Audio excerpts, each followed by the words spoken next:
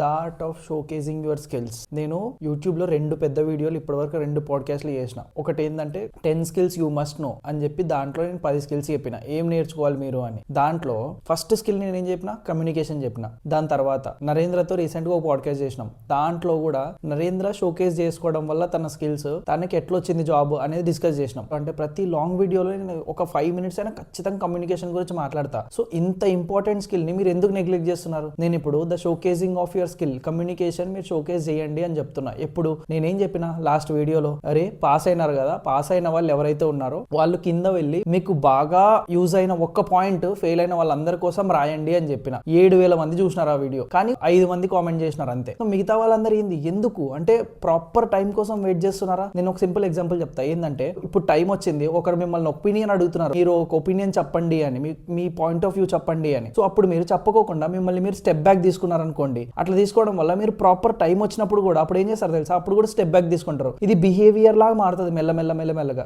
ఒక point of view general సినారియోని ఎవరైనా ఒక పాయింట్ ఆఫ్ వ్యూ అడిగినప్పుడు ఖచ్చితంగా మీరు ముందుకు వచ్చి ఒక పాయింట్ ఆఫ్ వ్యూ మీరు పెట్టండి. ఎందుకంటే నేను ప్రతి వీడియోకి నేను కామెంట్ పెట్టండి నేను ఎప్పుడు అడగలేదు. నేను ఎందుకు అడుగుతున్నా అంటే ఇట్ హ్యాస్ ఎ పర్పస్. ఈ కామెంట్ పెట్టేవాడికి కామెంట్ చదివేవాడికి ఇద్దరికి యూజ్ ఉంటుంది. ఎవరైతే కామెంట్ పెడుతున్నారో వాళ్ళకి కమ్యూనికేషన్, వాడు ముందు వచ్చి వాడి స్కిల్ ని చూపిస్తున్నాడు, ధైర్యంగా వాడి పాయింట్ ఆఫ్ వ్యూ చెప్పగలుగుతున్నాడు. ఇప్పుడు కామెంట్ పెట్టేవాడికి కూడా యూజ్ ఉంటుంది అది, అని చదివే వాళ్ళకి ఆబ్వియస్లీ యూజ్ ఉంటుంది. ఎవరైతే పాస్ అయినారో ఖచ్చితంగా ఈ వీడియోలో కింద మీరు వెళ్ళి కామెంట్ పెట్టండి. మీకు మోస్ట్ యూజ్ అయిన ఒక్క పాయింట్ ఖచ్చితంగా ఈ వీడియోలో కింద పాస్ అయిన వాళ్ళందరూ పెట్టాలి ఖచ్చితంగా. ఫెయిల్ అయిన వాళ్ళని లైవ్ లో ఏం చెప్పినా, మీరు 2 రోజులు సోషల్ మీడియా వాడొద్దండి అని చెప్పినా కదా. సో మీరు ఏం చేస్తారంటే 2 రోజుల తర్వాత ఈ వీడియో చూస్తుంటే మీరు ఖచ్చితంగా come back will be stronger అని మీరు బయట పెట్టండి. మీరు మైండ్ లో పెట్టుకుంటే సరిపోదు, బయట రిజిస్టర్ చేసుకోండి, సో దట్ మీకు గుర్తుంటది ఎప్పుడు. సో గైస్ మిస్ చేయొద్దండి, communication is very important. Expressing and showcasing your skill is far more important.